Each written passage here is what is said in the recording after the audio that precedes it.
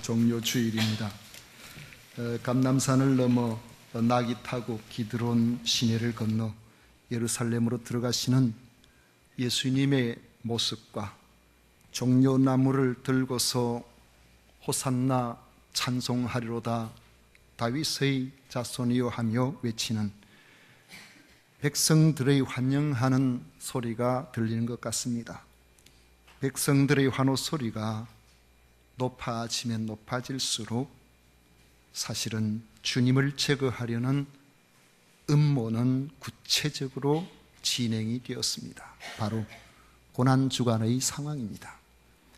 이미 대제사장들과 바리새인들은 유월절을 이용해서 예수님을 체포하려고 사람들에게 예수님이 보이면 신고하라고 명령을 내렸습니다.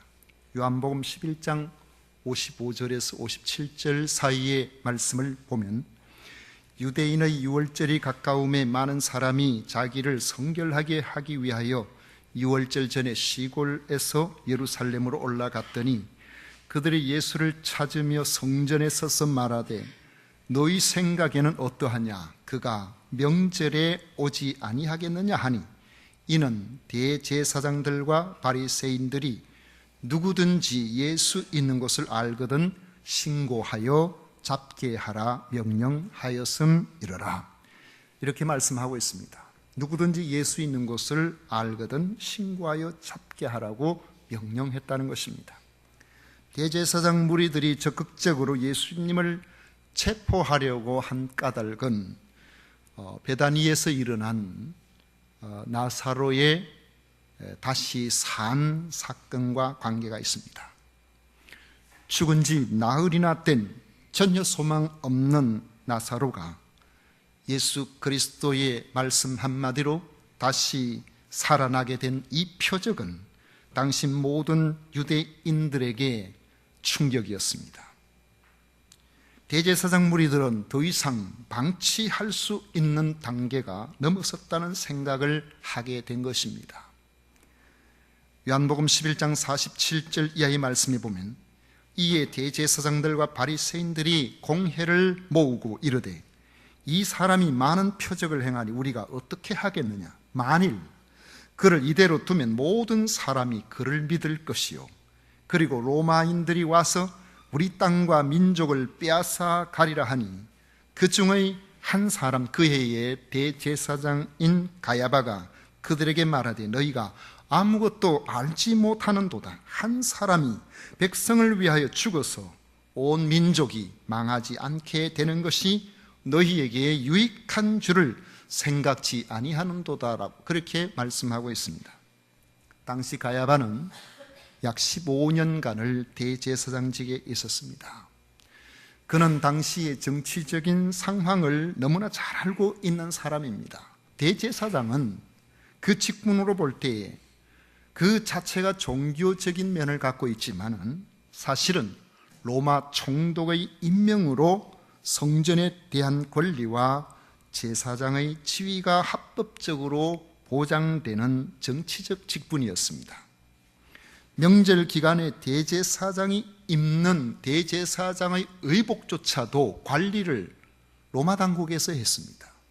명절이 되면은 내어줬다가 사용하고 난 이후에 명절이 끝나면은 다시 받아서 반납을 해서 로마 당국에서 그 모든 예복을 관리를 했습니다.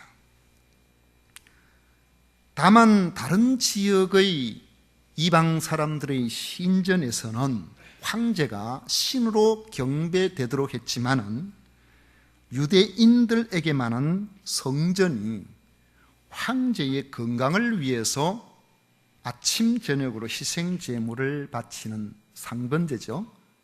그 상번제를 지낼 때에 그저 황제의 건강을 위해서 신으로 섬기는 것이 아니라 건강을 위해서 그리고 로마 제국의 시민들의 안녕을 위해서 제사를 지내는 정도로 서로 타협한 상태로 살아가고 있었던 것입니다. 언제든지 로마의 결정에 따라서 대제사장의 그 지위가 좌우될 수 있었고 심지어는 성전이 유지되는 것조차도 로마 당국의 의사가 굉장히 중요한 그러한 상황이었습니다. 대제사장의 무리들은 나사로의 부활 사건 이후 예수님의 인기가 계속해서 높아지자 이제는 언제라도 예수님을 중심한 민중봉기가 일어날 수 있는 시한폭탄과 같은 상황으로 파악하고 있었습니다. 만약에 민중봉기가 일어나면 로마 입장에서는 반역행위로 간주해서 강력한 진압이 시작될 것입니다. 로마 제국에서 나라를 평창시키며 나아갔던 정책이 그것이었습니다. 유화적으로 언제든지 제국 안에 들어오기만 하면은 아무리 야만인이라고 할지라도 그곳의 체제를 인정하고 시민권을 주고 로마 시와 동일하게 그렇게 했지만은 만약에 거부하고 로마 당국에 반역하고 하면은 시도만 남겨두지 아니할 정도로 무자비하게 진압을 했던 것이죠. 그렇게 된다면은 민중봉기가 일어났을 때에 로마 당국의 무자비한 진압이 시작이 된다면은 자신들의 대제사장 지위나 성전이 존속되는 거나 심지어는 온 유대 민족들까지도 완전히 망할 수 있다고 그 당시의 대제사장의 입장에서는 충분히 생각할 수 있는 상황인 것입니다. 실제로 그로부터 35년 정도가 지나서 주후 70년에 발생한 예루살렘의 완전한 진압, 완전한 멸망이죠. 예루살렘이 완전히 멸망된 것도 그 전에 한 4년 전, 주후 66년에 우리가 순수하게 성전 제사를 지내야 되겠다고 성전 제사의 순수성을 위해서 로마 황제의 건강을 위한 제사를 거부하고부터 시작이 되었습니다. 그러면서부터 반란이 일어나기 시작을 한 것이죠. 그 결과는 유대민족의 멸망이었습니다. 그래서 로마를 위해서 아침 저녁으로 드려지는 희생 제물이 유대를 존속시키는 것처럼 예수님 한 사람을 죽여서 민중봉기를 막음으로 온 민족이 망하지 않게 하는 것이 유익하다고 대제사장은 정치적으로 해석해서 강변하고 있는 겁니다. 사실 알고 보면은 이 대제사장이 그 당시에 집안이 이전부터 시작해서 마지막 멸망할 때까지 약 60년을 그 집안에서 다 했었는데 알고 보면은 민족을 위한다고 하면서도 그것도 전혀 상관은 없는 것은 아니지만은 자기들의 기득권을 지키는 방법이기도 했던 것입니다. 그런데 이런 당국자들과 내통한 자가 제자들 가운데 있었습니다. 바로 가룟 유다입니다. 가룟 유다가 돈을 받고 예수님을 넘겨주려고 기회를 엿보고 있었던 것입니다. 마가복음 14장 오늘 그 말씀 그 앞쪽에 보면은 10절 12 중에 하나인 가룟 유다가 예수를 넘겨주려고 대제사장들에게 가매 그들이 듣고 기뻐하여 돈을 주기로 약속하니 유다가 예수를 어떻게 넘겨줄까 하고 그 기회를 찾더라고 말씀하고 있습니다. 대제사장 무리가 가룟 유다에게 기대한 역할은 군중의 눈을 피해서 살짝 예수님을 체포할 수 있는 장소와 시간을 제보하는 것입니다. 겟세마네 동산이 그 조건에 딱 들어맞는 장소입니다. 그런데 가룟 유다는 무엇 때문에 예수님을 팔아넘기려고 했을까요? 예수님과 3년을 같이 동거동락했는데 도대체 무슨 동기로 예수님을 배반했을까요? 아마 예수님에 대한 실망 때문이었을 거라고 봅니다. 무엇이 예수님에 대해서 실망하게 만들었겠습니까? 성경 기록을 통해서 보면은 돈에 대한 욕심 때문입니다. 이 가룟 유다는 자기 그 12제자 그 공동체에 움직이는 데 있어 그 돈꾀를 맡았던 사람이라고 성경은 말씀하고 있죠. 그런데 돈꾀를 맡고 있으면서 정직하지를 않았습니다. 슬쩍슬쩍 거기에 빼내가지고 자기 임의로 사용한 적이 있다고 성경은 기록하고 있습니다. 지금 이 고난주간에 일어난 일들 가운데서 이 가룟 유다의 마음을 뒤틀리게 한 사건이 있었습니다. 그것은 한 여인이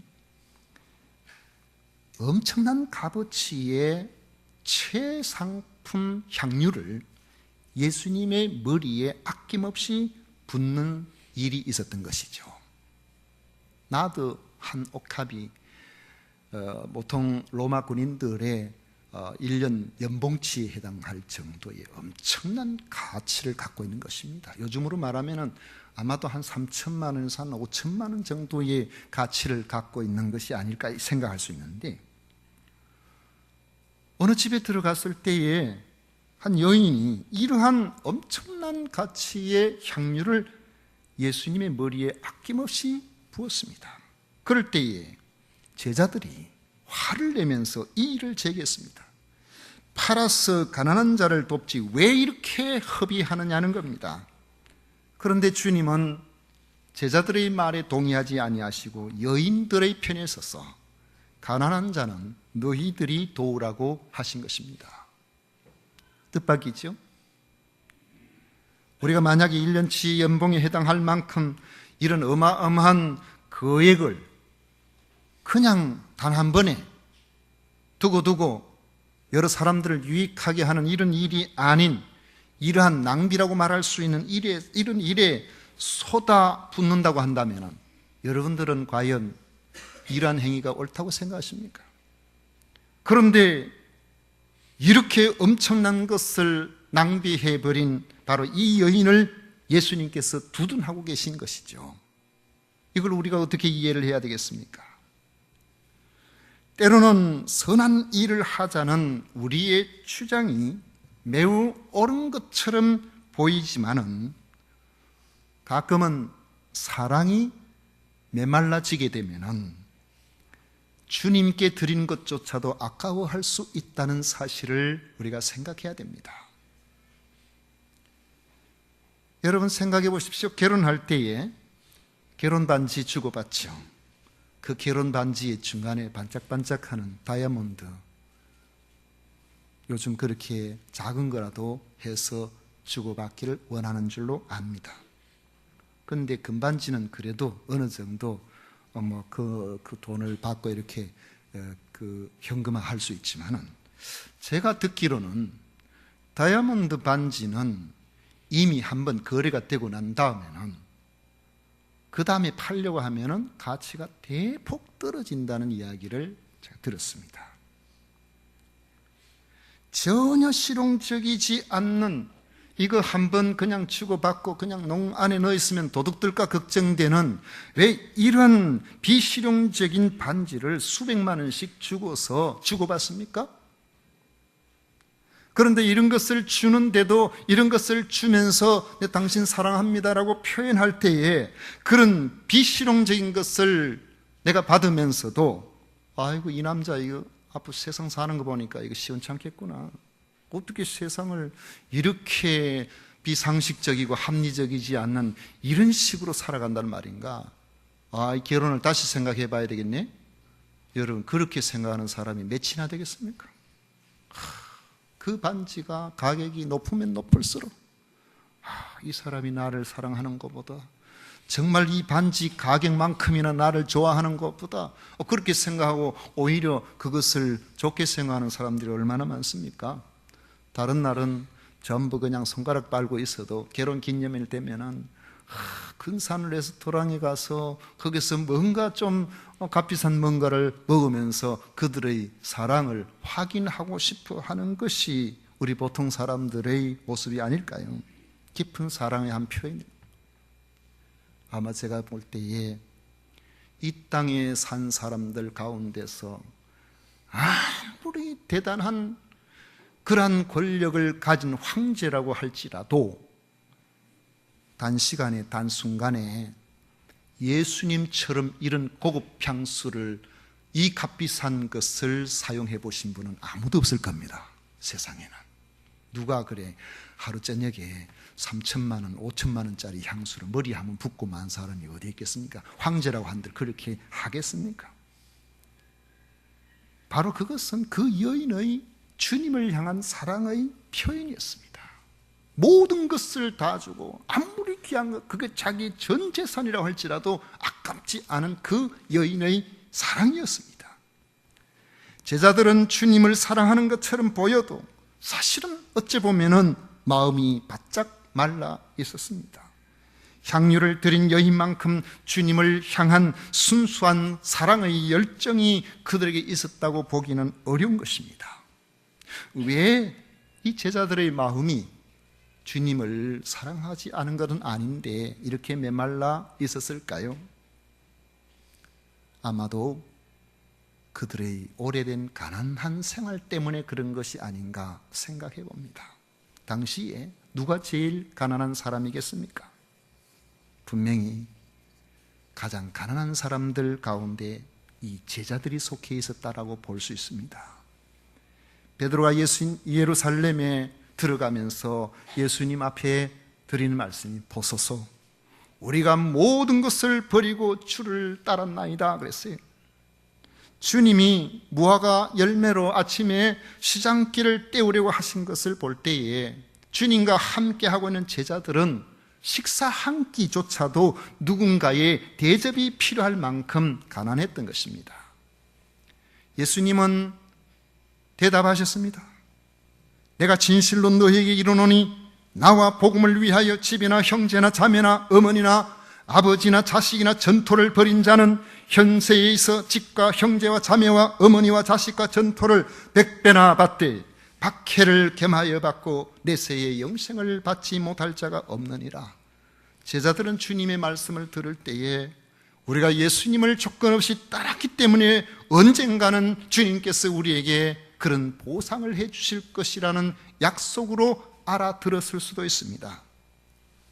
그런데 제자들의 눈앞에 부유함의 상징인 그 값비싼 향유가 함부로 허비되면서 자기들에게는 전혀 의미 없게 이렇게 되는 것을 보고 그들은 분노한 것입니다. 여인에게는 주님이 그 비싼 것을 부어드릴 가치가 충분한 분으로 생각해서 아깝지 않았지만은 제자들이 보기에는 아까웠던 것이죠. 더욱이 가룟 유다는 주님과 함께 하는 자리에서 이제는 더 이상 예수님과 함께 할 필요가 없겠다. 그 자리에서 발을 빼려고 했습니다. 발을 빼는 정도가 아니라 이 아까운 향유에 대한 보상이라도 받으려는 듯이 대제사장 무리에게 예수님이 계신 곳을 알려주고 돈을 받기로 서로 약속을 한 것입니다. 은사 한 10냥? 아마 요즘으로 치면 한 2달치 월급쯤 될 겁니다. 막 그렇게 적은 돈은 아니겠죠. 그런데 이런 돈이라도 받고 이제는 예수님과 관계를 끊으려고 생각을 했던 겁니다. 마지막 만찬은 주님을 체포하려는 이런 안팎의 상황 속에서 이루어졌습니다. 주님은 말씀하셨습니다. 18절이 다 앉아 먹을 때 예수께서 이르시되 내가 진실로 너희에게 이르노니 너희 중의 한 사람 곧 나와 함께 먹는 자가 나를 팔리라 하신대. 다른 제자들이 깜짝 놀랐어요. 그렇지 않아도 분위기가 심상치 않게 돌아가고 있다고 느꼈지만은 그래도 자신들이 주님을 판다는 것은 생각도 할 수 없는 일이었기 때문입니다. 여러분, 제자들이 주님을 사랑 안 했겠습니까? 지금 감성은 메말라 있지만은 이성적으로는 그들은 여전히 주님을 사랑하는 사람들이에요. 주님을 따르는 사람이에요. 결코 주님을 배반할 수가 없는 사람입니다. 그러니까 그들이 주님께서 하신 이 말씀, 너희 중에 한 사람이 나를 팔리라는 이 말씀을 듣고는 전부 근심이 되어서 한 사람씩 주님 앞에 나아가서 나는 아니지요. 주님, 다른 사람 몰라도 나는 아니지요. 주님께서 말씀하셨습니다.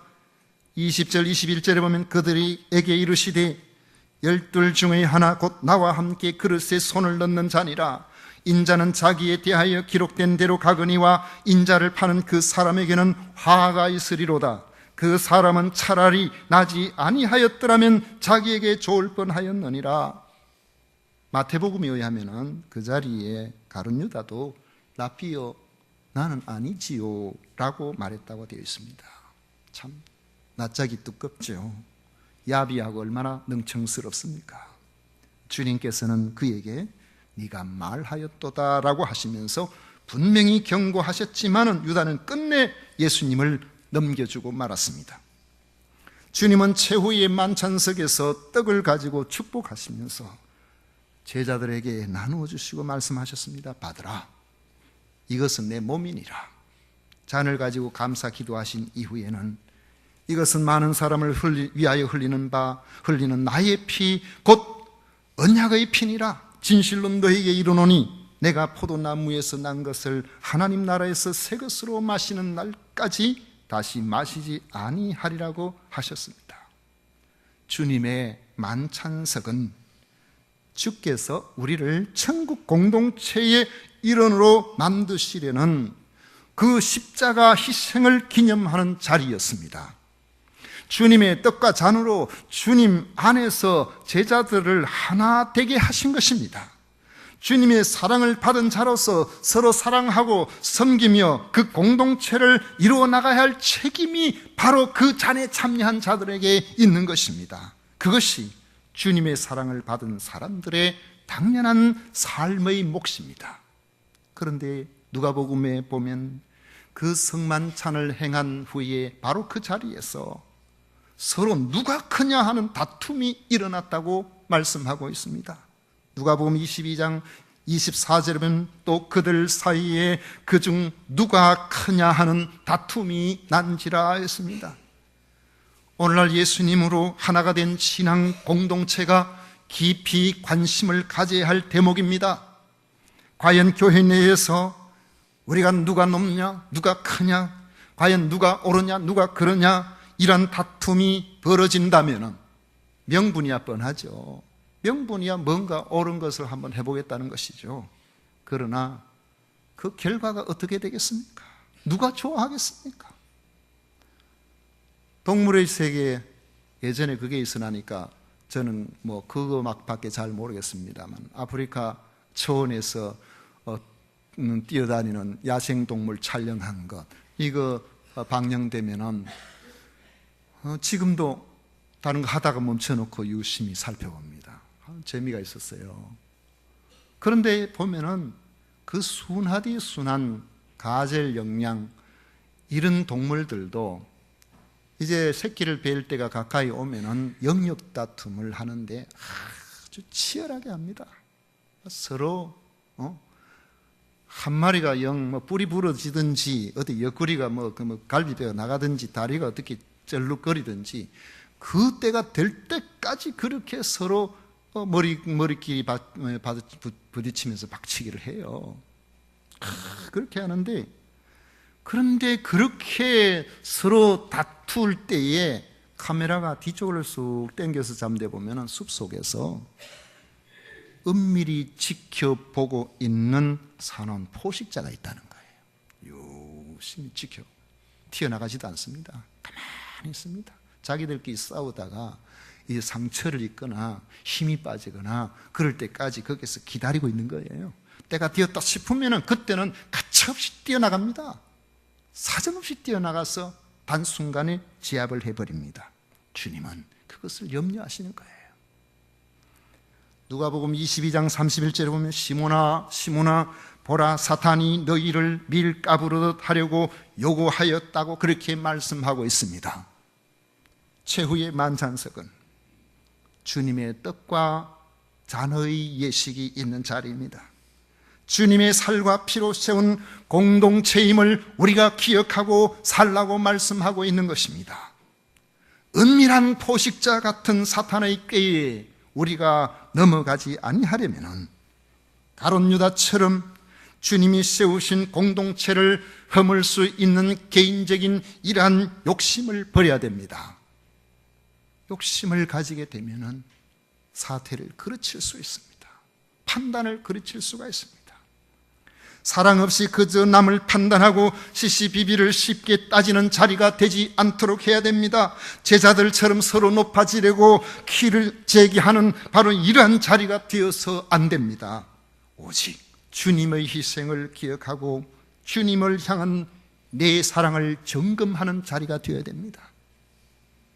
떡과 잔을 나누면서 주님께서 하늘 보좌를 버리시고 나를 위해서 이렇게 십자가를 지셨구나, 나를 위해서 이 구원의 희생을 치르셨구나 하는 것을 보면서 이런 은혜의 큰 사랑을 받았는데 나는 주님 앞에 어떻게 살아가고 있는지 주님을 향한 내 사랑을 점검하는 자리가 되어야 되는 것입니다. 그리고 주님 때문에 우리가 함께 공동체가 되었는데 주님께서 나를 사랑하시듯이 나와 함께하는 우리들을 사랑해 주셨다면 그 큰 사랑을 받은 우리들이 서로 기재기를 하지 말고 욕심을 뒤로 물리고 다른 사람들의 옳고 그름의 시시비비를 가리기보다 서로 사랑하고 섬기는 자리가 되어야 한다는 것입니다. 최후의 만찬석을 상기하면서 십자가를 통해서 그리스도의 살과 피로 세우신 영원한 믿음의 공동체를 주님께서 우리를 다시 만나러 오시는 그날까지 우리 모두가 힘써 잘 이루어 나가십시다. 이런 은혜가 함께 하시는 우리 모두가 되시기를 축원합니다. 기도하겠습니다. 고마우신